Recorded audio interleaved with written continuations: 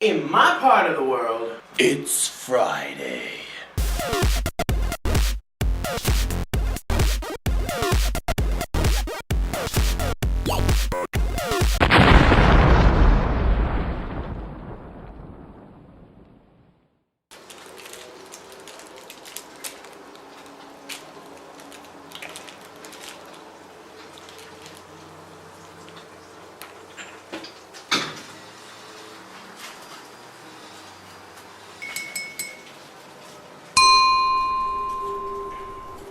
So what do I usually do when I come home from work? Well, I usually I surf the net sometimes. Other times I call my friends on my phone. Actually, as a matter of fact, I'm supposed to be meeting with a friend of mine today. And maybe we'll be able to go check out this new pub that opened recently. If not, I'll go with the flow.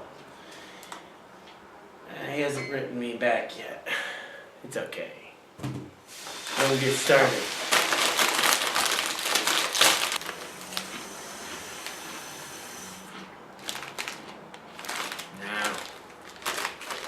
Not as good as I thought they'd be. A bit sour and something else. I don't know. Strange combination.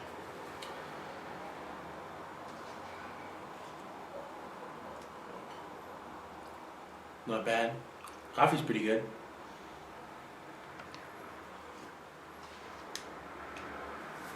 Okay.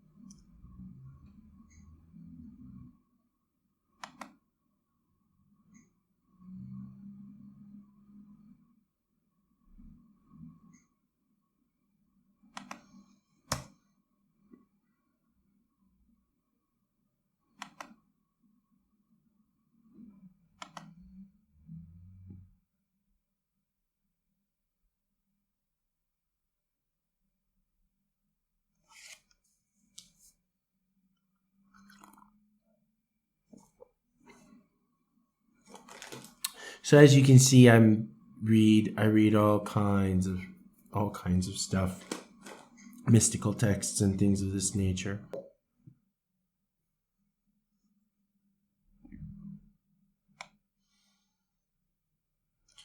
Yes, my latest upload video, which I need to make it so that it previews. Actually, I could just copy and paste the whole thing. No. Okay. Do it like that. Control C.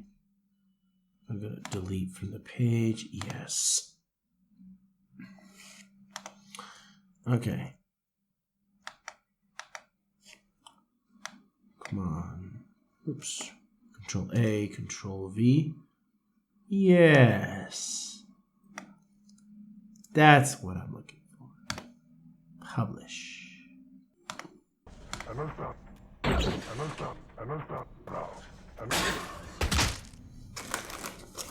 Well, goodbye, buddy.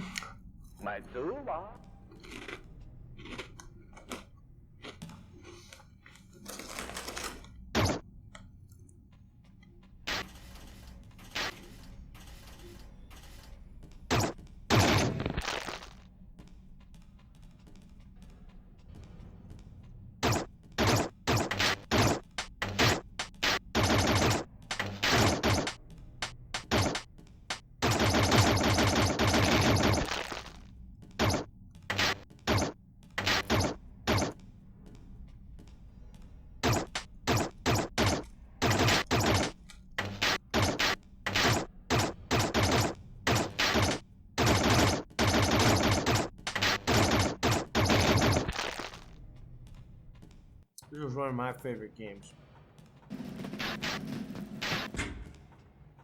This was one of my favorite games that I played when I was How old was I? I was 8 years old. This game was very fascinating for me at the age of 8. But it's probably not as exciting as its sequel. Although many people would probably disagree with me on that point. What was it? Heart of the Alien. There is a Windows version for this. It's called Heart of the Alien Redux. But anyway, kudos to the guy who made it. He had to take screen caps of every single section in the game, every single frame. I still remember how difficult this game was. I still remember how difficult this game was to play. Well, actually, to get it loaded on the emulator, you had to download a basic configuration files for the emulator, the BIOS, the heart of the emulator, and then you had to go and download the game, which was in several parts. Like, I think it was, you had to download 2 zip files or .zip files or something of this nature. Boy, the sound quality is amazing on this thing. Of course, it was some Sega CD, and now extinct operating system. Anyway, I played this game and had loads of fun with it.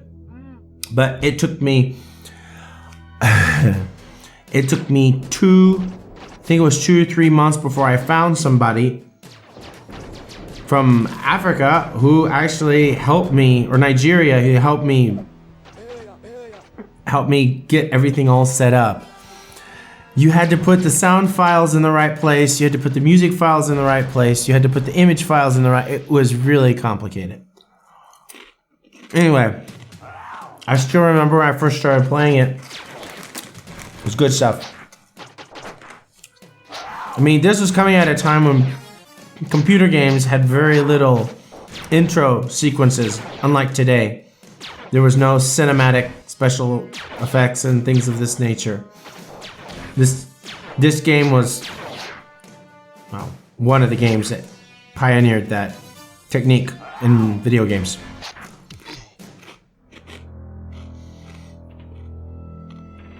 So, anyway, another game out of this world that you saw earlier, with the guy in the cage. It revolutionized the way games were made, and actually it helped inspire a lot of other video games. Anyway.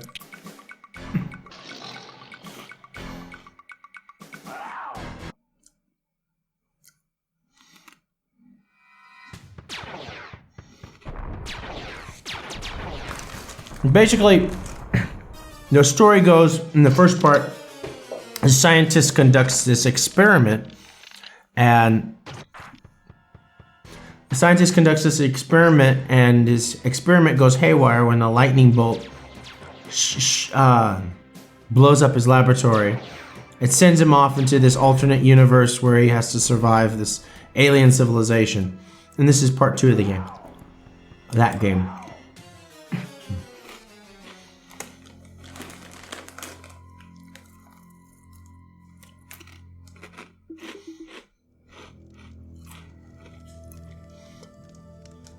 And now in this game you play the alien buddy. Some people like to call him Buddy, other people called him, one guy called him Jur for whatever reason, I don't know why.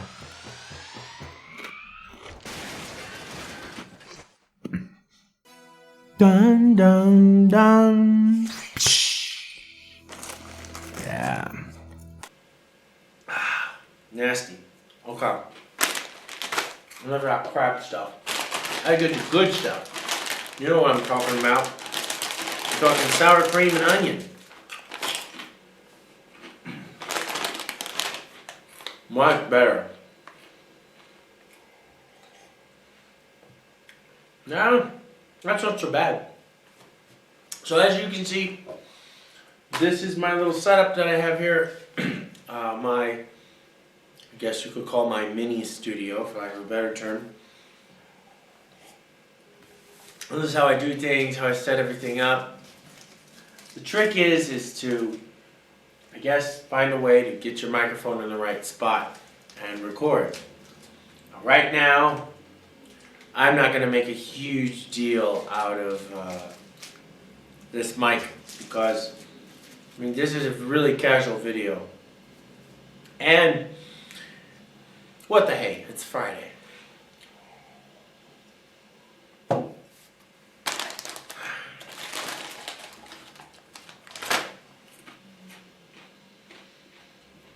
What am I going to do next? I'm going to go get my beard trimmed right now. And since I've got nothing better to do, I'm going to film some of it. Now, I'm going to let that sit there for a couple of minutes. And while I wait for it to sit, I'm going to tell you guys a little bit about my love for retro games. First found out about retro games when I was 13, 14 years old. At the time, I was studying at school, and I would be given a small allowance for gifts from friends, money gifts, money presents. And I noticed something. There was lots of certain things that I didn't like. And one of those things that I really did not like was the fact that most of the games where I lived at, they cost like $45, $50. And I'm like, you know, I'm not going to pay $45, $50 just for a game, you know. I want to try to find something for free. And so what I did is I started going online and things of this nature. And lo and behold, I found out there was a whole slew of games. Old games, retro games. Then after that, I started working. I turned around 17, 18, went into an apprenticeship for a carpenter.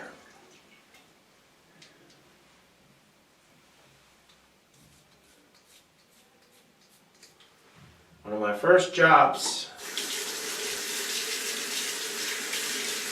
And after that I moved to a new city. And there weren't many carpenters there, so I had to find odd jobs doing different stuff. And eventually I got into sales.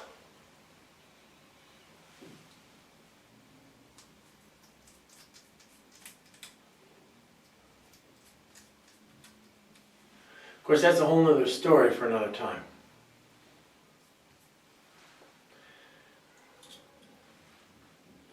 Let's see.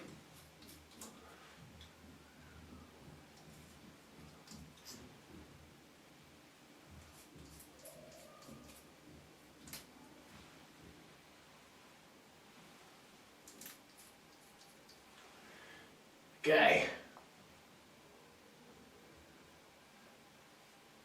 In 2008, I got Facebook. I've been adding people ever since.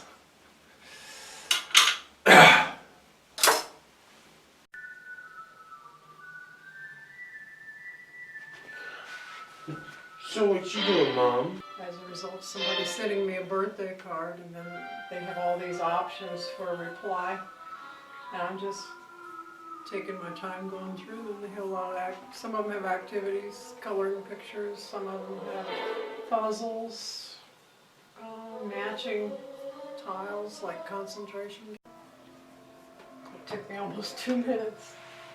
But anyway, it was 1:53. I need to go back to the card and see if that second gift is a different game. Well, I don't even see it now. Anyway, the animals they have in here are nice. They act like normal animals. Like this acts like a real Labrador. But this has a ball game option. But it's basically you try to get find as many balls as you can in a horizontal line, vertical line, or group cluster. And the bigger clusters you can find in the game, the more points you get. And so you try to get like this stack of soccer balls. You can get a lot of points for those, and you try to find as many together in one group as you can. And there's all kinds of balls for tennis, baseballs. I'm not sure what these red things are, but there's a huge amount of them sometimes in one place. So they redo them every so many minutes. Maybe it's after you get a certain score, 1,000 or something, and then they restack them all for you. What do you like about this game? Oh, I don't know. It's just you take a quick look and you try to get a big group at once, and you kind of look for all one color in one spot, and then you get a higher score when you knock them out. My coffee went bad. It got cold. So, what good's cold coffee? You know what I'm saying? But I got cookie. Yummy cookie. Cookie on the weekend with some Fuchsia tea. Fabtaculous.